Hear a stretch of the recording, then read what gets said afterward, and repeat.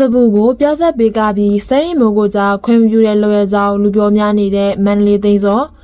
ဂန်ဝင်မင်းသားကြီးမန္တလေးသိန်းစောနဲ့လက်ရှိနမိတ်ရနေတဲ့မင်းသားစိတ်မိုးတို့ကြားမှာဖြစ်ပေါ်နေတဲ့မူပိုင်ခွင့်ပြဿနာတနေတာပါဒီကိစ္စကတာမန်အနည်းငယ်ရှင်တဲ့ဦးကြားကပြဿနာတစ်ခုလို့ဆိုတာထက်ပရိသတ်တွေကြားထဲမှာပါအမြင့်မျိုးနဲ့ဝေဖန်စရာတွေဖြစ်လာတဲ့အထိကြီးမားလာခဲ့တာပါဇက်လန်စားကတော့မင်းသားစိတ်မိုးရဲ့မွေးနေ့ပွဲကနေစတင်ခဲ့တာပါစိတ်မိုးကသူ့ရဲ့မွေးနေ့ထိမ်းမှတ်ဖြစ်ကပြဖြပြရမှာနာမည်ကြီးစားရစေမင်းစတော်ကြီးကိုကပြဖို့အတွက်မူပိုင်ခွင့်ပိုင်ရှင်ဖြစ်တဲ့မင်းသားကြီးမနေ့သိန်းစောစီကနေခွင့်ပြုချက်တောင်းခံခဲ့ပါတယ်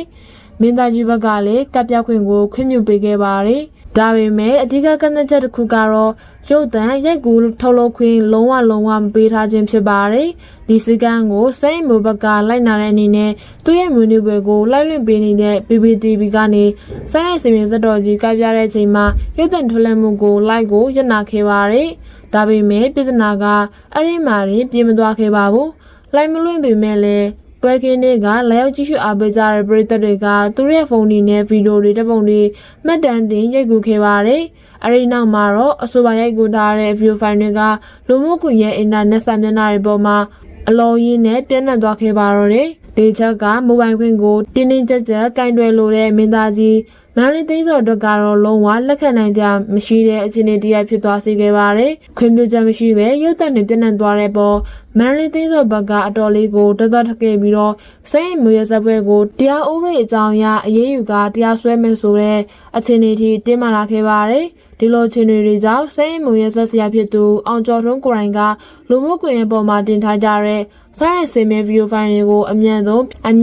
ဖြုတ်ချပေးဖို့ပရိသတ်တွေကိုအနုညွန်တောင်းပန်ထားရတဲ့အနေအထားဖြစ်ပါတယ်။ဒီကိစ္စနဲ့ပတ်သက်ပြီးဇက်သပင်ချစ်ပရိသတ်တွေကြားမှာအမြင်နှမျိုးကွဲပြားလာပါတယ်။မူပိုင်ခွင့်ကိုလေးစားရမယ်ဆိုတာကိုလက်ခံပေမဲ့တချို့ကတော့မင်းသားကြီးမန္တလေးသိန်းစောရဲ့လူရက်ပေါ်မင်းကိုထုတ်လာပါတယ်။အဒီကနိုင်ရှင်ထုတ်ပြလာကြတဲ့မင်းသားအောင်သူရဲ့ကိစ္စပါပြီးခဲ့တဲ့ဇေယျတီတုံးကမန္တလေးသိန်းစောက